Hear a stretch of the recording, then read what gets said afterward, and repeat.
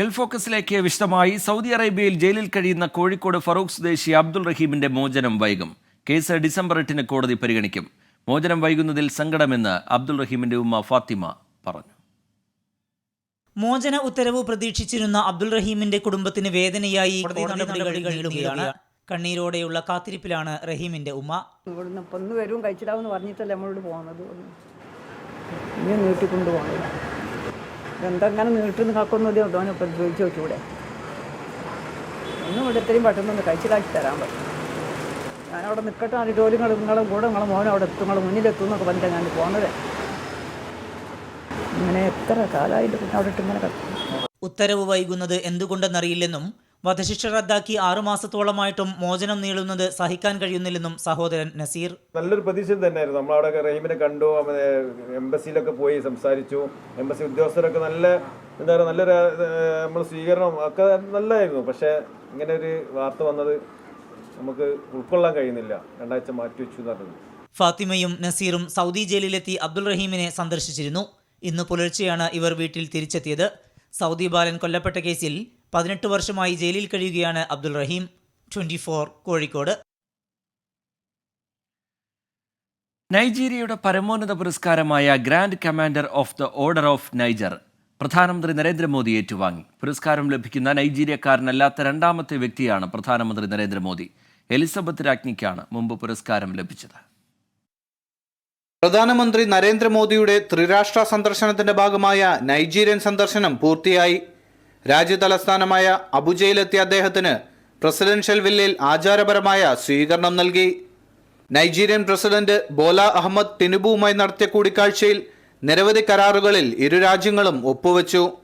വ്യാപാരം, നിക്ഷേപം, digital infrastructure, ആരോഗ്യം, വിദ്യാഭ്യാസം തുടങ്ങിയ മേഖലകളിൽ ഇരു രാജ്യങ്ങളുടെയും സഹകരണം കൂടുതൽ മെച്ചപ്പെടുത്തുമെന്നും അദ്ദേഹം പറഞ്ഞു. കഴിഞ്ഞ മാസം നൈജീരിയ നേരിട്ട പ്രളയ ദുരിതത്തിൽ പ്രധാനമന്ത്രി അനുശോചനം രേഖപ്പെടുത്തുകയും 20 ടൺ മാനുഷിക സഹായം വാഗ്ദാനം ചെയ്യുകയും ചെയ്തു. നൈജീരിയൻ സർക്കാരിന്റെ grand commander of the order of Niger പുരസ്കാരം നൽകി പ്രധാനമന്ത്രിയെ രാജ്യം ആദരിച്ചു. ഒരു വിദേശ രാജ്യം അദ്ദേഹത്തിന് നൽകുന്ന 17ാമത്തെ ബഹുമതി കൂടിയാണിത്. നൈജീരിയയിലെ ഇന്ത്യൻ സമൂഹത്തെ പ്രധാനമന്ത്രി അഭിസംബോധന ചെയ്ത് സംസാരിച്ചു. നൈജീരിയൻ സർക്കാർ നൽകിയ പുരസ്കാരം താൻ ഓരോ ഭാരതീയനും സമർപ്പിക്കുന്നുവെന്ന് അദ്ദേഹം പറഞ്ഞു. ഇന്ത്യയുടെ പ്രതിരോധ ഉപകരണങ്ങൾ ലോകത്തിന്റെ വിവിധ രാജ്യങ്ങളിലേക്ക് കയറ്റുമതി ചെയ്യുന്നതിലൂടെ പ്രതിരോധ ഉപകരണ കയറ്റുമതിയിൽ 30 മടങ്ങ് വളർച്ച കൈവരിക്കുവാൻ കഴിഞ്ഞുവെന്ന് അദ്ദേഹം പറഞ്ഞു. ഗഗയാൻ ദൗത്യത്തിലൂടെ ഇന്ത്യക്കാരെ ബഹിരാകാശത്തേക്ക് എത്തിക്കുന്നതിനും സമീപഭാവിയിൽ സ്വന്തമായി ബഹിരാകാശ നിലയം സ്ഥാപിക്കുന്നതിനും ഇന്ത്യ സജ്ജമാണെന്നും അദ്ദേഹം കൂട്ടിച്ചേർത്തു. आज हम दुनिया के 100 से ज्यादा देशों को डिफेंस इक्विपमेंट एक्सपोर्ट कर रहे हैं. साथियों, स्पेस इंडस्ट्री में तो भारत जो कमाल कर रहा है उसकी प्रशंसा तो दुनिया भर में हो रही है. जल्द ही हम अपने गगनयान से भारतीयों को स्पेस में भेजेंगे. भारत अंतरिक्ष में स्पेस स्टेशन भी बनाने जा रहा है. നൈജീരിയയിലെ വിവിധ ഇന്ത്യൻ സംഘടനകൾ ചടങ്ങിൽ പങ്കെടുത്തു. ഇന്ത്യയിലുള്ള എല്ലാവിധ സമാജങ്ങൾക്കൊപ്പം കേരള സമാജം അതിൻ്റെ പ്രാതിനിധ്യം അറിയിച്ചു. കേരള സമാജത്തിൻ്റെ നൈജീരിയയിലുള്ള വിവിധ ഭാഗങ്ങളിൽ നിന്നുള്ള കൂട്ടായ്മകളിലെ എല്ലാ അംഗങ്ങളും ഈ പരിപാടിയിൽ നാളെ മുതൽ ബ്രസീലിൽ നടക്കുന്ന G20 ഉച്ചകോടിക്ക് ശേഷം ഗയാന സന്ദർശനവും പൂർത്തിയാക്കി അദ്ദേഹം ഇന്ത്യക്ക് മടങ്ങും. ബ്ലസ്സൻ ചെറുവക്കൽ, 24 നൈജീരിയ. ദുബായിൽ മലയാളി വിദ്യാർത്ഥി കടലിൽ മുങ്ങി മരിച്ചു. കാസർഗോഡ് ചെങ്കള സ്വദേശി അഹമ്മദ് അബ്ദുള്ള മഫാസ് ആണ് മരിച്ചത്. 15 വയസ്സായിരുന്നു. ദുബായ് ന്യൂ ഇന്ത്യൻ മോഡൽ സ്കൂളിലെ 10ാം ക്ലാസ് വിദ്യാർത്ഥിയാണ്. ഒപ്പമുണ്ടായിരുന്ന സഹോദരിയെ രക്ഷപ്പെടുത്തി. വെള്ളിയാഴ്ചയാണ് സംഭവം. ഖത്തറിലെ ജയിലിൽ അസുഖബാധിതനായതിനെ തുടർന്ന് ചികിത്സയിലായിരുന്ന തൃശൂർ വെള്ളാങ്ങല്ലൂർ സ്വദേശി നമ്പിളി രാധാകൃഷ്ണൻ അന്തരിച്ചു. 67 വയസ്സായിരുന്നു. സാമ്പത്തിക കുറ്റകൃത്യവുമായി ബന്ധപ്പെട്ട് കഴിഞ്ഞ 14 വർഷമായി ഖത്തറിലെ ജയിലിൽ കഴിയുകയായിരുന്നു. ജനുവരി 9 വക്രയിലെ ആശുപത്രിയിൽ പ്രവേശിപ്പിച്ചത്. ശനിയാഴ്ച വൈകിട്ടോടെ മരിച്ചു. ഖത്തറിൽ റിയൽ എസ്റ്റേറ്റ് ബിസിനസ് നടത്തിവരികയായിരുന്ന രാധാകൃഷ്ണൻ ചെക്ക് കേസിലാണ് 14 വർഷം മുമ്പ് ജയിലിലായത്. ഭീമമായ തുക നൽകി കേസ് പിൻവലിപ്പിക്കാൻ ശ്രമങ്ങൾ നടന്നിരുന്നെങ്കിലും അത് വിജയിച്ചിരുന്നില്ല. അസുഖം മൂർച്ഛിച്ച വിവരം ലഭിച്ചതിനെ തുടർന്ന് ഭാര്യയും മകളും ഖത്തറിലെത്തിയിരുന്നു. നടപടിക്രമങ്ങൾ പൂർത്തിയാക്കിയ ശേഷം മൃതദേഹം നാട്ടിലേക്ക് കൊണ്ടുപോകുമെന്ന് KMCC മയ്യത്ത് പരിപാലന കമ്മിറ്റി അറിയിച്ചു. മണിപ്പൂരിലെ സ്ഥിതിഗതികൾ വിലയിരുത്താനായി ആഭ്യന്തരമന്ത്രി അമിത്ഷായുടെ നേതൃത്വത്തിൽ ഉന്നതതല യോഗം ചേർന്നു. CRPF DG Aneesh Dayal മണിപ്പൂരിലെത്തി. ബിരേൻ സിംഗ് സർക്കാരിനുള്ള പിന്തുണ NPP പിൻവലിച്ചു. പ്രധാനമന്ത്രിക്കെതിരെ വിമർശനവുമായി കോൺഗ്രസ് രംഗത്തെത്തി. മണിപ്പൂരിൽ സമാധാനം പുനഃസ്ഥാപിക്കണമെന്നാവശ്യപ്പെട്ട് ഡൽഹിയിലും പ്രതിഷേധമുണ്ടായി. മണിപ്പൂരിൽ സംഘർഷങ്ങൾ തുടരുന്ന പശ്ചാത്തലത്തിൽ തിരഞ്ഞെടുപ്പ് പരിപാടികൾ റദ്ദാക്കി കേന്ദ്ര ആഭ്യന്തരമന്ത്രി അമിത്ഷാ ഡൽഹിയിലെത്തി. ഉന്നത ഉദ്യോഗസ്ഥരുമായി യോഗം ചേർന്നു. മണിപ്പൂരിലെ നിലവിലെ സ്ഥിതി യോഗം വിലയിരുത്തി. നാളെ വീണ്ടും യോഗം ചേരും. കേന്ദ്ര ആഭ്യന്തരമന്ത്രി അമിത്ഷായുടെ നിർദ്ദേശപ്രകാരം CRPF DG അനീഷ് ദയാൽ മണിപ്പൂരിലെത്തി. സമാധാനം പുനഃസ്ഥാപിക്കുന്നതിൽ മണിപ്പൂർ സർക്കാർ പരാജയമെന്ന വിമർശനങ്ങൾ ഉയരുന്നതിനിടെ ബിരേൻ സിംഗ് സർക്കാരിനുള്ള പിന്തുണ NPP പിൻവലിച്ചു. BJPക്ക് ഒറ്റയ്ക്ക് ഭൂരിപക്ഷമുള്ളതിനാൽ NPP നടപടി സർക്കാരിന് ഭീഷണിയാവില്ല. മണിപ്പൂർ സന്ദർശിക്കാൻ തയ്യാറാകാത്ത പ്രധാനമന്ത്രിയുടെ നടപടിയെ കോൺഗ്രസ് വിമർശിച്ചു. ജിരിബാമിൽ നിന്ന് വിഘടനവാദികൾ തട്ടിക്കൊണ്ടുപോയ കുഞ്ഞുങ്ങളെയും സ്ത്രീകളെയും കൊലപ്പെടുത്തിയതിനു പിന്നാലെയാണ് മണിപ്പൂരിൽ വീണ്ടും സംഘർഷം ആരംഭിച്ചത്. മുഖ്യമന്ത്രി N ബിരേൻ സിംഗിന്റെയും MLA-മാരുടെയും വീടുകൾക്ക് നേരെ പ്രതിഷേധക്കാർ ആക്രമണം നടത്തി. മെയ്തൈ വിഭാഗത്തിനു നേരെ നടക്കുന്ന ആക്രമണങ്ങളിൽ പ്രതിഷേധിച്ച് ഡൽഹി ജന്തർ മന്ദറിലും മെയ്തൈ അനുകൂല സംഘടനകളുടെ നേതൃത്വത്തിൽ പ്രതിഷേധം നടന്നു. Who is responsible for this? The Manipur government as well as the Indian government. हमारा प्राइम मिनिस्टर जी अमित शाह जी क्या कर रहे हैं? सिर्फ हम मैतेई के लिए ही बात नहीं कर रहे. एज ए ह्यूमन के ऊपर इससे भी ह्यूमनिटी नहीं है. സമാധാനം പുനഃസ്ഥാപിക്കണമെന്ന് തന്നെയാണ് പ്രധാന ആവശ്യം. അതിനാവശ്യമായിട്ടുള്ള നടപടികൾ എടുക്കണമെന്നും ഈ വിവിധ സംഘടനകൾ ഇതിനോടകം ആവശ്യപ്പെടുകയാണ്. ഡൽഹിയിലെ ജന്തർ മന്ദറിൽ നിന്ന് ക്യാമറാമാൻ മോഹൻകുമാറിനൊപ്പം വിനീത VG 24. പാലക്കാട്ട് നാളെ കൊട്ടിക്കലാശം. കേരളപ്പോര് powered by KLM Maxiva gold loan. പുരോഗതിയുടെ ആനന്ദം എല്ലാവർക്കും. Co-sponsored by Bima Jewels 100th Anniversary Super Surprise.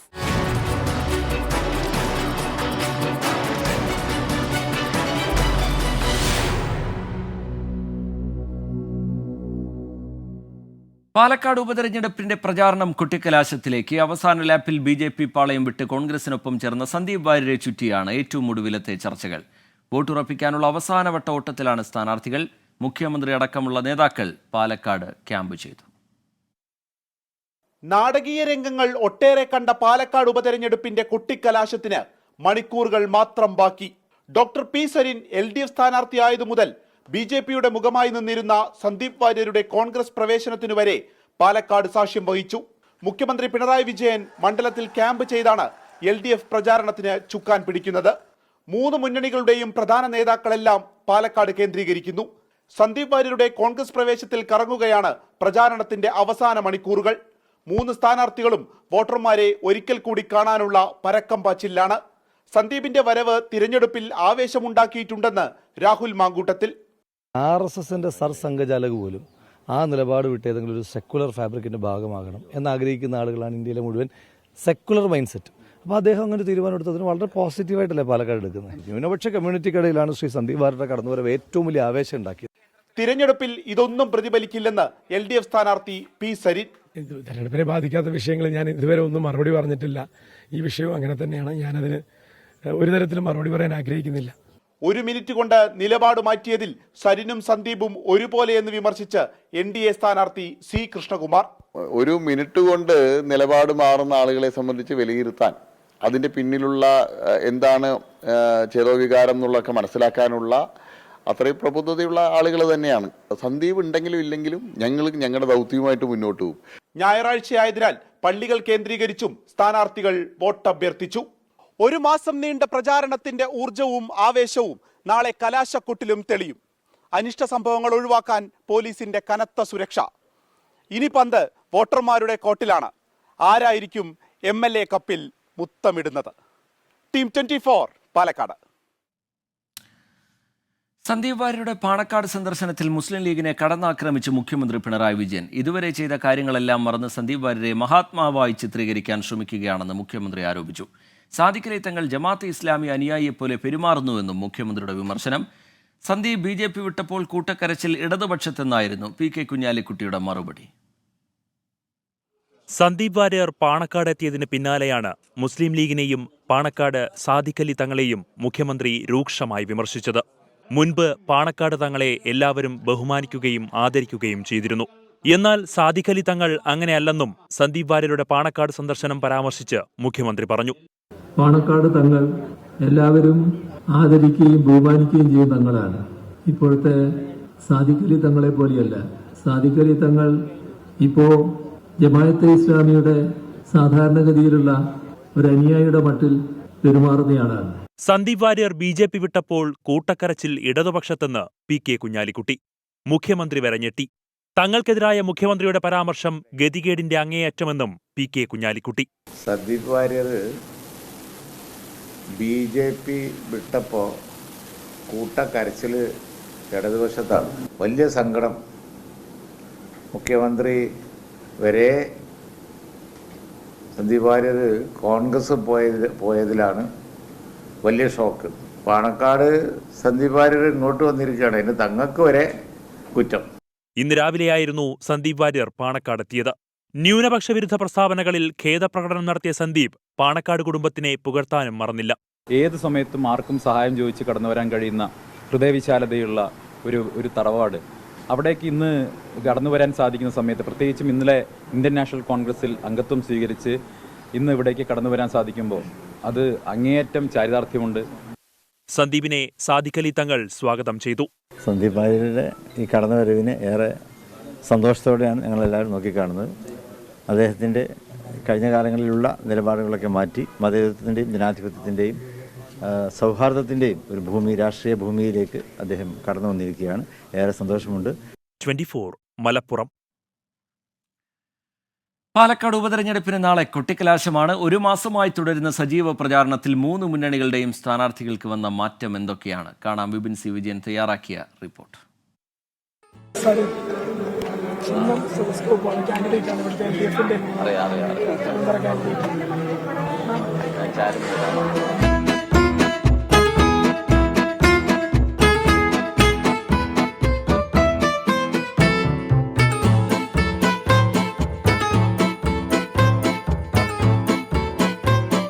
LDF സ്ഥാനാർത്ഥി ഡോക്ടർ P സരിൻ. ആള് കൂടുതൽ ശബ്ദമെടുത്താണ് വോട്ട് ചോദിക്കുക. എനർജിക്കും കുറവില്ല. എന്തുണ്ടായി? ശബ്ദം പോയി. 15 ദിവസങ്ങളുമായി ശബ്ദം ഇങ്ങനെ ഇടഞ്ഞു നിൽക്കാൻ തുടങ്ങിയിട്ട് ചില പൊടിക്കൈകളൊക്കെ പ്രയോഗിക്കുന്നുണ്ട്. ശബ്ദത്തിന് കുഴപ്പമൊന്നുമില്ല. തൊണ്ടയ്ക്ക് അതിൻ്റെതായ മരുന്നുകൾ എടുക്കുന്നതിന് ചില അപ്രായോഗികത ഉള്ളതുകൊണ്ട് ഞാൻ ഒഴിവാക്കുകയാണ്. എന്നാലും നാടൻ മരുന്നുകളും പ്രയോഗങ്ങളൊക്കെ ചെയ്യുന്നുണ്ട്. അതുകൊണ്ട് പിടിച്ചു നിൽക്കാം. നമ്മുടെ ഉള്ളിൽ നിന്ന് വരുന്ന കാര്യം അതുപോലെ കമ്മ്യൂണിക്കേറ്റ് ചെയ്യണമെന്ന് നിർബന്ധമുള്ള ആളാണ്. അപ്പോൾ കുറച്ച് ആവേശം കൂടും.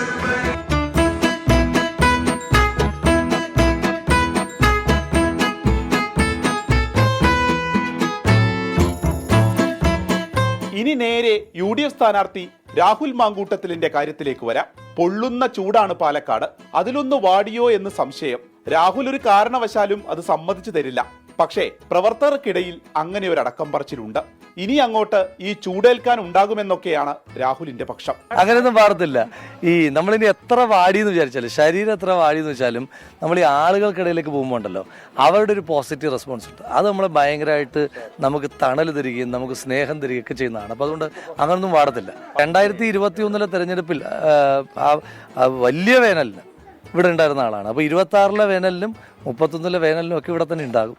NDA സ്ഥാനാർത്ഥി C കൃഷ്ണകുമാർ ഒന്ന് മെലിഞ്ഞു എന്ന കാര്യം മറച്ചുവെക്കുന്നില്ല. സംഗതി സത്യമാണ്. ഭക്ഷണം കുറഞ്ഞു. റിസൾട്ട് വന്നു കഴിഞ്ഞ് നല്ലൊരു സദ്യ കഴിക്കാനുള്ളതാണെന്ന് പട്ടിണി കിടന്നും പ്രവർത്തനം മുന്നോട്ട്. തെരഞ്ഞെടുപ്പ് ഓടി നടന്ന് വോട്ട് ചോദിക്കണമെങ്കിൽ വയറ് നിറച്ച് കഴിച്ചാൽ ഉറക്കം വരും. 23 ശേഷം വലിയ സദ്യ തന്നെ ഒരുക്കാന്നാണ് ഇവരെല്ലാം പറഞ്ഞിരിക്കുന്നത്. അപ്പോൾ അതിനായിട്ട് കാത്തിരിക്കുക. അപ്പോൾ മാറ്റങ്ങൾ ഇങ്ങനെയൊക്കെയാണ്. 20 വരെ ഇങ്ങനെയൊക്കെ തന്നെ ആയിരിക്കും. അത് കഴിഞ്ഞാൽ ഈ പ്രശ്നങ്ങളെല്ലാം മാറ്റാൻ ഇഷ്ടം പോലെ സമയമുണ്ടല്ലോ. അർഷക്കിനൊപ്പം വിപിൻ സി വിജയൻ, 24 പാലക്കാട്. ദോഹയിൽ വാഹനാപകടത്തിൽ മരിച്ച കണ്ണൂർ മട്ടന്നൂർ സ്വദേശി ചോലയിൽ രഹ്നാസിന്റെ മൃതദേഹം ഇന്ന് നാട്ടിലേക്ക് കൊണ്ടുപോകും. രാത്രി 7:40 ഖത്തർ എയർവേസ് വിമാനത്തിലാണ് മൃതദേഹം കൊണ്ടുപോവുകയെന്ന് ഖത്തർ KMCC അൽ ഇഹ്സാൻ മയ്യത്ത് പരിപാലന കമ്മിറ്റി അറിയിച്ചു. കോഴിക്കോട് എത്തിക്കുന്ന മൃതദേഹം അവിടെ നിന്ന് സ്വദേശമായ കണ്ണൂരിലേക്ക് കൊണ്ടുപോകും. അപകടത്തിൽ മരിച്ച നേപ്പാൾ സ്വദേശിയുടെ നടപടിക്രമങ്ങൾ പൂർത്തിയാകാത്തതിനാൽ നാളെയായിരിക്കും മൃതദേഹം നാട്ടിലേക്ക് കൊണ്ടുപോവുക. ഖത്തറിലെ നേപ്പാൾ എംബസിയുമായി ബന്ധപ്പെട്ട് ഇതിനുള്ള നടപടിക്രമങ്ങൾ പുരോഗമിക്കുന്നുണ്ട്. വെള്ളിയാഴ്ച വൈകിട്ട് ബിർക്കത്ത് അൽ അവാമിറിൽ ഡെലിവറി വാൻ നിർത്തിയിട്ടിരുന്ന ട്രെയിലറിന് പിന്നിൽ ഇടിച്ചുണ്ടായ അപകടത്തിലാണ് റഹ്നാസും നേപ്പാൾ സ്വദേശിയും മരിച്ചത്. അൽ മുക്താദിർ ജ്വല്ലറി ദുബായിൽ സംഘടിപ്പിച്ച മെഗാ നറുക്കെടുപ്പിലെ വിജയിയെ പ്രഖ്യാപിച്ചു. മലയാളിയായ സലീം ചാലുള്ളയ്ക്കാണ് മെഗാ സമ്മാനമായ ലാൻഡ് ക്രൂയിസർ കാർ ലഭിച്ചത്. കഴിഞ്ഞ റംസാൻ 1 മുതൽ ദുബായ് ദമാസ്കോ സ്ട്രീറ്റിലെ ജ്വല്ലറിയിൽ നിന്നും ആഭരണങ്ങൾ വാങ്ങിയവരെയാണ് നറുക്കെടുപ്പിനായി പരിഗണിച്ചത്. Al Muqtadir jewellery chairman doctor Muhammad Mansoor Abdul Salam, Dubai real estate regulatory authority deputy CEO Yousif Al Hashimi, Ibrahim Yakood, Kabeer Baqavi തുടങ്ങിയവർ പങ്കെടുത്തു. ഗൾഫ് മേഖലകളിൽ കൂടുതൽ ജ്വല്ലറികൾ തുടങ്ങുമെന്ന് ചെയർമാൻ ഡോക്ടർ മുഹമ്മദ് മൻസൂർ അബ്ദുൽ സലാം അറിയിച്ചു. ഞങ്ങൾ ഇനിയും ഇതുപോലെ തന്നെ പുതിയ സമ്മാന പദ്ധതികളുമായിട്ട് ആസൂത്രണം ചെയ്തുകൊണ്ടിരിക്കുകയാണ്. വരുന്ന സീസണെ കവർ ചെയ്യാനായിട്ട് UAE-യിലും കൂടുതൽ ഔട്ട്ലെറ്റുകൾ പ്ലാൻ ചെയ്തിട്ടുണ്ട്. കരാമയിലും ഷാർജയിലും അബുദുബായിലും വരുന്നുണ്ട്. കൂടാതെ മിഡിൽ ഈസ്റ്റിൽ തന്നെ ഖത്തർ, സൗദി അറേബ്യ, മറ്റ് GCC നേഷൻസിലും ഞങ്ങൾ ഉടനെ തന്നെ ചുവടുവെപ്പ് വയ്ക്കുന്നു. പതിനായിരക്കണക്കിന് പാലക്കാട്ടുകാരെ കഴിഞ്ഞ 20 ദിവസങ്ങളിലായി രസിപ്പിച്ച ഫ്ലവേഴ്സ് കൽപ്പാത്തി ഉത്സവ് സമാപിച്ചു. വീണ്ടും വരുമെന്ന് പാലക്കാട്ടുകാർക്ക് ഉറപ്പ് നൽകിയാണ് ഉത്സവ സംഘം മടങ്ങുന്നത്.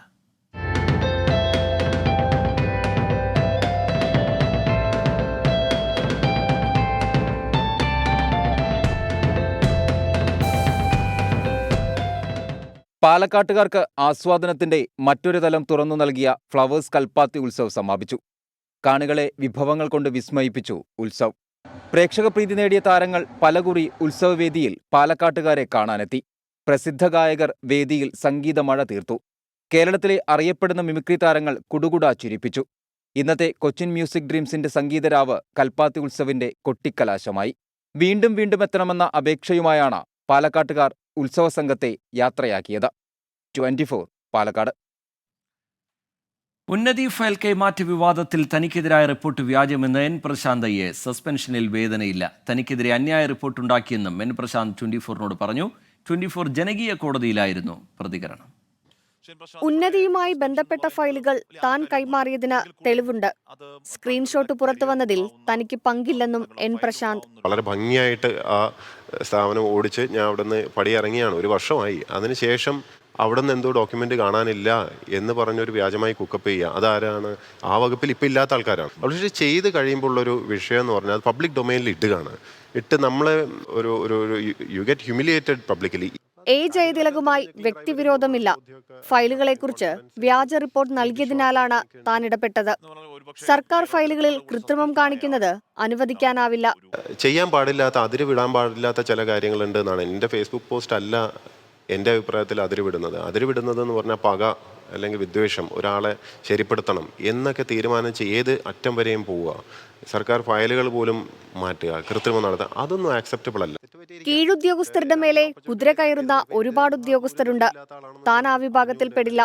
കൃത്യമായി ജോലിയെടുത്താണ് മുന്നോട്ടു പോകുന്നത്.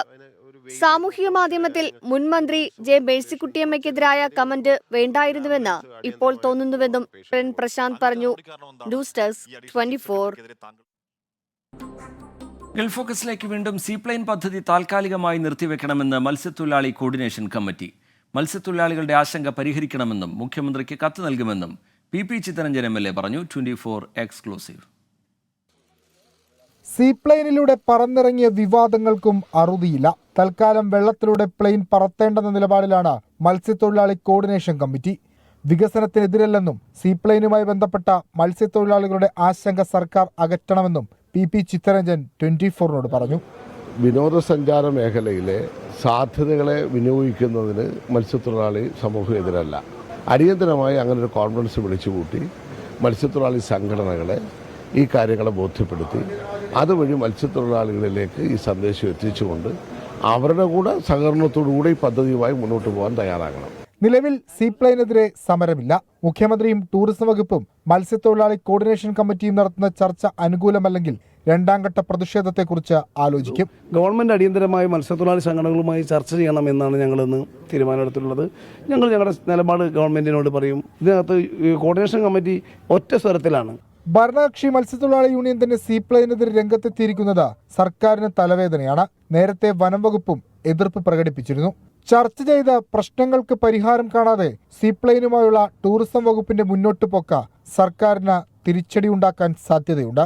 വിഷ്ണു സുരേഷ്, 24. ഡൽഹി മന്ത്രി കൈലാഷ് ഗെഹ്ലോട്ട് ആം ആദ്മി പാർട്ടി വിട്ടു. അരവിന്ദ് കെജ്രിവാളിന് നൽകിയ കത്തിലാണ് രാജിപ്രഖ്യാപനം. പാർട്ടി ജനങ്ങളിൽ നിന്ന് അകന്നുവെന്ന് കത്തിൽ വിമർശനം. രാജി BJPയുടെ ഗൂഢാലോചനയെന്ന് ആം ആദ്മി പാർട്ടി പ്രതികരിച്ചു. അതിനിടയിൽ BJP മുൻ MLA ആം ആദ്മി പാർട്ടിയിൽ ചേർന്നു. ഡൽഹിയിൽ നിയമസഭാ തെരഞ്ഞെടുപ്പ് വരാനിരിക്കെയാണ് ആം ആദ്മി പാർട്ടി സ്ഥാപക നേതാക്കളിൽ ഒരാളായ കൈലാഷ് ഗെഹ്ലോട്ട് പാർട്ടി വിട്ടത്. കേജ്രിവാളിന് നൽകിയ രാജിക്കത്തിൽ രൂക്ഷ വിമർശനം. ജനങ്ങളുടെ അവകാശങ്ങൾക്ക് പകരം സ്വന്തം അജണ്ടയ്ക്കായി പോരാടുന്നു. യമുന ശുചീകരണമടക്കമുള്ള വാഗ്ദാനങ്ങൾ പാലിച്ചില്ല. കേന്ദ്രവുമായുള്ള പോരാട്ടം മാത്രം തുടർന്നാൽ പുരോഗതി ഉണ്ടാകില്ലെന്നും കത്തിൽ വിമർശനം. ഗെഹ്ലോട്ടിന്റെ രാജി ഡൽഹി മുഖ്യമന്ത്രി അതിഷി സ്വീകരിച്ചു. കൈലാഷ് ഗെഹ്ലോട്ട് EDയുടെയും IT-യുടെയും നിരവധി കേസുകൾ നേരിടുന്നുണ്ടെന്നും BJPയിൽ ചേരുക അല്ലാതെ അദ്ദേഹത്തിന് മറ്റു മാർഗമില്ലെന്നും ആം ആദ്മി പാർട്ടി കുറ്റപ്പെടുത്തി. കൈലാഷ് ഗെഹ്ലോട്ടിന്റെ രാജിയിൽ അരവിന്ദ് കെജ്രിവാൾ പ്രതികരിച്ചില്ല. നജഫ്ഗഡിൽ നിന്നും തെരഞ്ഞെടുക്കപ്പെട്ട കൈലാഷ് ഗെഹ്ലോട്ട് ഗതാഗതം, നിയമം, IT, ആഭ്യന്തരം എന്നീ സുപ്രധാന വകുപ്പുകളാണ് കൈകാര്യം ചെയ്തിരുന്നത്. ഗെഹ്ലോട്ട് BJPയിൽ ചേരുമെന്നും സൂചനകളുണ്ട്. അതിനിടയിൽ BJP മുൻ MLA അനിൽ ജാ ആം ആദ്മി പാർട്ടിയിൽ ചേർന്നു. ഡൽഹിയിലെ ആം ആദ്മി പാർട്ടിയുടെ ജാട്ട് മുഖമായിരുന്നു കൈലാഷ് ഗെഹ്ലോട്ട്. ഡൽഹിയിൽ നിയമസഭാ തെരഞ്ഞെടുപ്പ് വരാനിരിക്കെ കൈലാഷ് ഗെഹ്ലോട്ടിന്റെ പടിയിറക്കം ആം ആദ്മി പാർട്ടിക്കേറ്റ ഏറ്റവും വലിയ പ്രഹരമാണ്. R. അച്യുതൻ, 24, ഡൽഹി. ഈ റിപ്പോർട്ടോടെ ഗൾഫ് ഫോക്കസ് പൂർത്തിയാവുകയാണ്. നമസ്കാരം.